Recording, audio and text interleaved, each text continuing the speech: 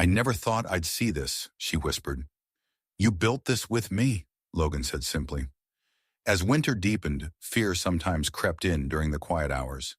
Hannah would wake in the dark, her chest tight, haunted by the thought that something so good could still be taken away. Logan always felt it. He would reach for her hand without opening his eyes. You're not alone, he reminded her. Not ever again. The baby came in February during a cold snap that turned breath into smoke indoors. The doctor arrived just before dawn. Sarah heated water. Logan paced until Hannah cried out, then knelt beside the bed, gripping her hand. Pain came in waves, hard and unforgiving. Hannah bore it the same way she had borne life, with grit, with quiet resolve. When the final cry broke the air, sharp and alive, Logan collapsed into tears. It's a boy, the doctor said. Logan held the tiny, squirming life, with hands that once feared touching anything fragile. He's perfect, he whispered. Hannah watched, exhausted and glowing. What shall we call him? Samuel, Logan said. After my father. Samuel Harrison, Hannah repeated softly. Sarah stepped closer, eyes wet. May I hold him? Of course, Hannah said. You're his sister now. In that moment, Hannah understood what family truly meant. Not blood that abandons, not duty without love, but choice, care, staying. Spring came slow but sure. Grass pushed through soil in soft green waves. The ranch breathed again. News traveled fast in small towns. People who once laughed at the auction now tipped their hats when Hannah passed. Some looked ashamed. Others looked unsure how to face a woman who had survived what they helped create. Logan never let her walk behind him. Never ahead either, always beside. At the Harvest Festival, lanterns glowed warm against the night. Hannah stood with Samuel in her arms, Logan's hand steady at her back. This is my wife, Logan said when the murmurs rose.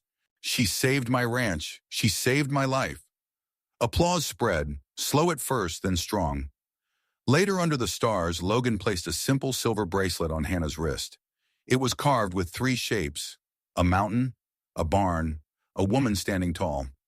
You were never too old, huh? He said. You were always exactly right. Hannah leaned into him, tears shining.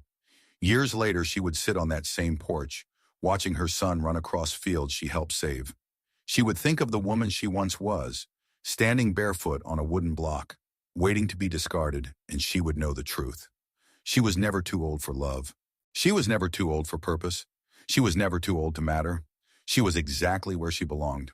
Logan pulled her into his arms, holding her like she might disappear if he let go. I thought I lost you, he whispered. I can't lose you. She felt his hands trembling. His fear poured into her like heat. You matter to me, he said finally, more than I can explain. Hannah did not pull away. You matter to me too. The words settled between them, heavy and true. Days later, Logan asked her to walk with him to the creek. The water ran low, sunlight flashing off stone. He stopped beneath the oak where they had rested before. I want you to stay, he said, not just as help, as family. Her heart beat loud in her ears. I know life has taken more from you than it ever gave, he continued. But if you'll have me, I want a life with you. She looked at this man who saw her strength, not her age. Yes, she said, I will. They did not rush. They worked. They talked. They built trust plank by plank. Then winter crept in early. One night a knock came at the door. Logan reached for his rifle. Hannah stood behind him as he opened it. A young woman collapsed into the doorway, snow clinging to her hair. Please, she whispered, help me. Her name was Sarah. She was running from Thornton. He had threatened her family, tried to force her into his service. Logan let her in without question. Hannah wrapped her in blankets, fed her soup, spoke softly until the girl stopped shaking. This ends now, Logan said. This time he brought the newspaper into it. Sarah told her story. Others came forward. The sheriff returned with warrants. Thornton was dragged from his ranch, screaming threats. You'll lose everything, he shouted at Hannah. Logan stood beside her, his hand firm around hers. No, he said. We'll be just fine. But as the snow began to fall heavier outside and the wind howled against the walls, Hannah felt a quiet truth settle in her bones. Peace had been won, but life always asked for its price, and the greatest test was still waiting just ahead. Winter hit hard that year. Snow buried the fields and pressed against the walls like a living thing. The creek froze at the edges, and the wind howled through the valley at night. Still inside the house, warmth lived, not just from the fire, but from something deeper. Sarah stayed on the ranch. She found her place quietly, never asking for more than she was given, never shrinking from work. Hannah saw herself in the young woman's guarded eyes and steady hands. "You don't have to be loud to be strong," Hannah told her one afternoon as they baked bread together. Sarah nodded, storing the words like treasure. Logan worked harder than ever. He fixed what needed fixing and stood watch when the nights grew uneasy. He never treated Hannah like she was fragile. He listened. He trusted her judgment. That mattered more than any promise. One evening, Logan spread papers across the table. "This is your share," he said. Hannah stared at the numbers, her breath catching real ownership, real proof that her work mattered. Garrett glanced around the ranch, slow and deliberate. "This land. Thornton's been generous. He'll buy it cheap or fires start easy in dry seasons." Before Logan could answer, Hannah stepped forward. "There's a problem with your plan," she said calmly. Garrett turned surprised. His eyes flicked over her, dismissive. "You think an old woman can stop us?" "I think threatening arson gets a man hanged in California," Hannah replied. "Violence leaves evidence. Fear makes noise." Garrett sneered. "You were sent to scare us." "I think you were sent to scare us," Hannah said. "Real power doesn't need riders." For a moment, the valley held its breath. Garrett spat into the dirt. "This isn't over." The riders mounted up and thundered away, dust trailing behind them like a warning. Logan exhaled slowly. That was either brave or foolish. "They didn't hurt us," Hannah said, though her hands trembled. "Now that's what matters." But both of them knew something had changed. The days that followed felt heavier. The ranch still stood. The fences still held. But tension settled into the air, thick and unseen. Logan checked the horizon more often. Hannah noticed how his shoulders stayed tight, even at rest. They rode into town the next morning and spoke to the sheriff. The man listened in silence, chewing slowly, his eyes narrowing. He wrote the complaint down, his pen scratching hard against paper. "Thorne's been circling land like a vulture," he said. "You did right coming in. If he moves, he'll do it quieter now." Quieter did not mean safer. Back at the ranch, they worked harder.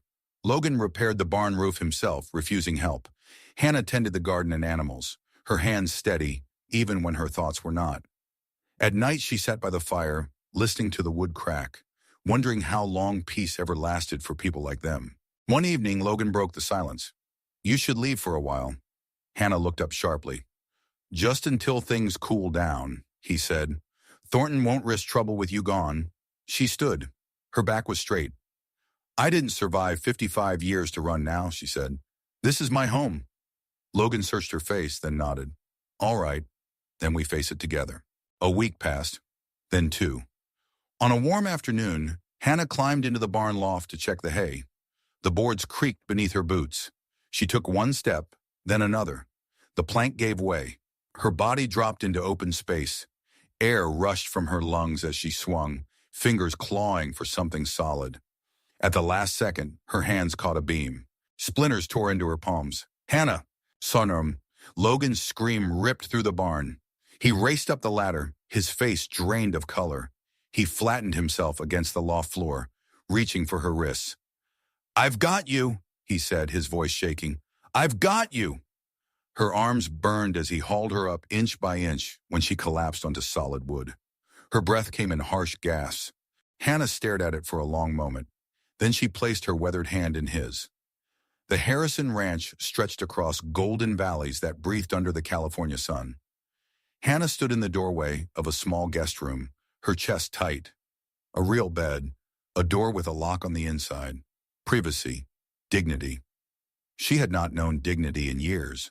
The next morning, Logan set coffee, bread, and preserves on the table. "Figured we'd need something filling," he said. "Long day ahead. No orders, no cruelty." They worked side by side. Fences, barn beams, dry creek lines.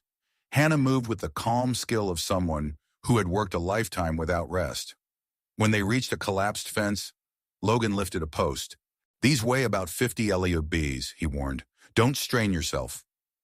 Hannah lifted two at once and walked on. Logan stared. You'll hurt yourself. I've carried heavier, she said. Anger flashed across his face, not at her, but at the life that had demanded such strength. Your nephew worked you into the ground. Yes, Hannah replied, but now I know what I'm capable of. Weeks passed. The ranch changed. So did Hannah. Laughter returned to her life in small, quiet moments. The land responded to care. Hope replaced despair. One afternoon, resting beneath an oak, Logan handed her a canteen. This place was dying, he said. With you here, it's breathing again. She waited for cruelty to follow praise. It never came. If you're willing, Logan continued, I'd like to offer you more than wages. 2 years of work, and I'll give you a share of the profits. A real stake. Hannah's hand shook. No one has ever offered me a share of anything. You earned it, he said. That evening he asked about her past. She told him about her husband, about raising her nephew, about being forgotten. You deserve better, Logan said quietly. Why are you kind to me, she asked. His eyes grew distant. I lost my wife and son to fever in 1 week. I know what alone feels like. She reached across the table and squeezed his hand. They were survivors, and neither of them noticed the way the wind shifted that night, or how the horizon seemed to hold its breath, as if something unseen was already moving toward the ranch. At dawn one morning, dust rose on the far edge of the valley. Hannah stood in the garden, her hands deep in the soil when she felt it. Not sound, not sight, just a tightening in her chest that told her trouble was coming. 5 riders appeared against the pale sky, moving fast. Too fast for neighbors, too fast for friendly visits. Logan stepped out of the house, his face hardening the moment he saw them. He did not reach for his rifle yet, but his body went still, like a man bracing for impact. The riders pulled up near the barn, hooves tearing at dry ground. The lead man swung down from his horse. He was lean, sharp-eyed, with a smile that never reached his face. Name's Garrett, he said. Mr. Thornton sent us. Logan's jaw tightened. What do you want? You're not buying her like cattle. Logan Harrison's voice ripped through the crowd like thunder. His hands slammed 3 months' wages onto the auctioneer's table, silver coins jumping across wood polished smooth by years of cruelty. Hannah Williams stood frozen on the auction block. At 55, her body trembled, not from fear, but from disbelief. No one had defended her in decades. Not once. Not when she worked herself raw. Not when she was passed from house to house like a worn tool. Not when she became invisible. The whispers had started before dawn in Riverside, California, in the summer of 1885. They said Hannah Williams was too old to be worth keeping, too weathered to deserve kindness, too used up to belong anywhere again. Her nephew Jacob had brought her here after his wife demanded it. One less mouth to feed during the drought, one less burden. The sun burned white and merciless overhead. Hannah's bare feet scorched against the wooden platform, but she did not flinch. She had survived 55 years of being unseen. She would survive this too. The auctioneer called her name with open disgust. Hannah Williams, 55 years old, still strong enough for laundry and cooking. Laughter rolled through the crowd like poison. Someone shouted that she would eat more than she was worth. Another voice called her useless. Then Logan stepped forward. He was young, maybe 30. His clothes were worn thin by trails and dust. His boots were cracked, but his storm gray eyes locked onto Hannah like she was the only soul breathing in the square. Who'd waste food on something that old? A woman jeered. Logan did not look at her. His gaze never left Hannah. The auctioneer cleared his throat. Any bids? Logan's voice came low and hard. What did her family get for putting her up here? Silence swallowed the square. Even cruelty knew shame. Hannah lifted her chin. Her voice came steady and clear. 1 bag of flour so they wouldn't starve this winter. Something dark passed across Logan's face. He reached into his coat and pulled out a leather pouch, heavy with coin. He set it down slowly.